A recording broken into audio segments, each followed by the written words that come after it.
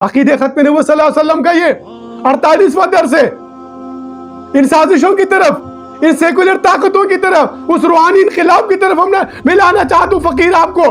میرے پیر و مرشد صاحبزادہ سید ضیاء الحسن قائم مقام امام الجہاد نے ہمیں روحانیت کے لحاظ سے جو درس قرآن دیا وہ روحانی انقلاب کے لیے. ہم چاہتے ہیں کہ امت مسلمہ متحد ہو, متفق ہو کر اور حضور نبی صلی اللہ علیہ وسلم کے بتائے ہوئے بنائے ہوئے طریقے پر اسلام کی نشاط ثانیہ میں یہ پختون پاکستان کی فوج, امام مہدی علیہ السلام کے لشکر کے سپاہی ہیں, ان کو آپس میں جو ٹکرائے کی یہ جو سازشیں ہو رہی ہے اس کو بے نقاب کر کے اپنے نوجوانوں کو ان کو آگاہ کرنا, یہ ہم تمام تر جو امت مسلمہ کے جو علم اہل قلم ہے ان کی ذمہ داری ہے.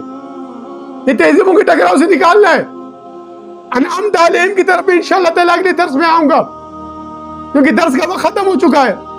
برادران اسلام, عقیدہ ختم نبوت صلی اللہ علیہ وسلم کہ یہ 48واں درس ہے, متقاضی اس بات کا ہے کہ ہم سوشل میڈیا پر تھوڑا سا غور کریں, تھوڑا سا سوچیں, اپنی پختون اسلامی روایات کو سامنے رکھ کر اپنی اسلام کو پہلے سامنے رکھیں.